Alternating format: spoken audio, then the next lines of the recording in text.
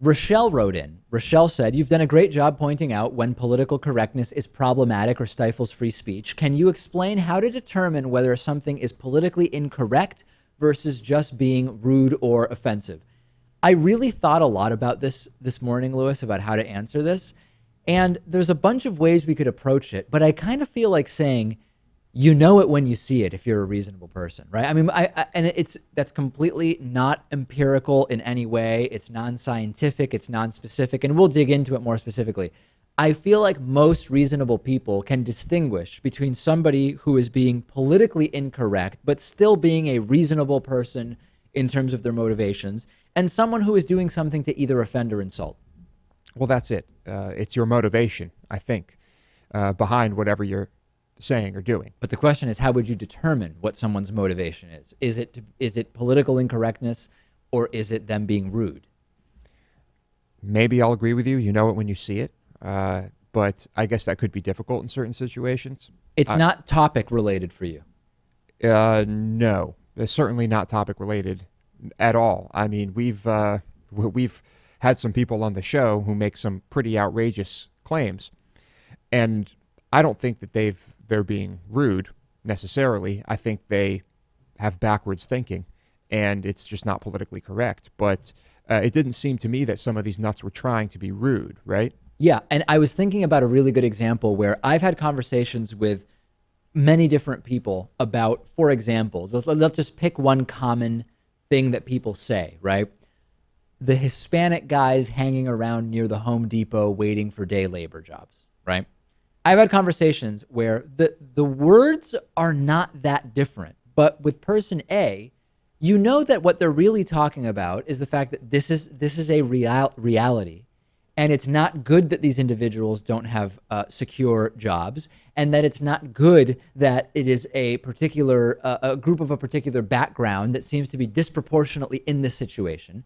And you could talk to person B, who's talking about the same guys at the same Home Depot and saying how that's a bad situation, but it's very clear that they think that Hispanic people are fundamentally lazy in principle, bad people, and don't deserve to work. Now, put aside, if you're lazy, you don't go and wait for someone to hire you to do really hard work at the Home Depot. That we're not even dealing with that today.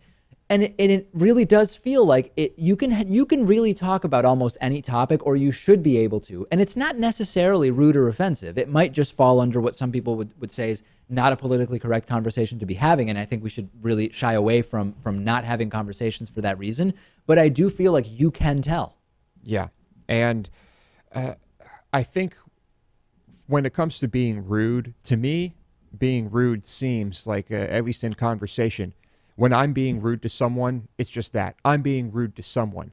I mean, when I'm talking to you and let's say I decide to say something rude, it would be about someone else. I mean, I'm not really, would you think you're being rude? Like I'm offended because I'm not insulting you. I'm not being rude to you. Right. It's kind of a personal, one-on-one thing. I don't know. Does that make sense? It does, although you might be making the comment about the person you're talking to, and it might be politically incorrect or rude. Yeah. And yeah, I mean, I think it's interesting. I really thought about this for a while, and there's no litmus test.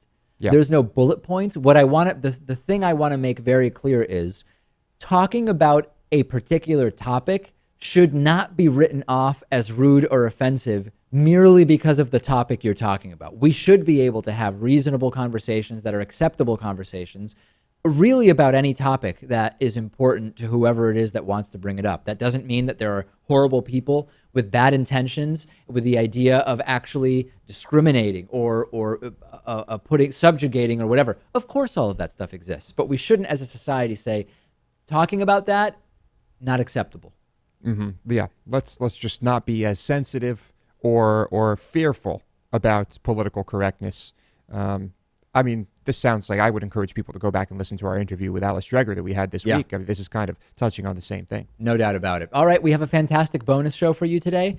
If you want to watch or listen to the bonus show, it's very easy. You sign up at davidpakman.com/membership and you will get instant access.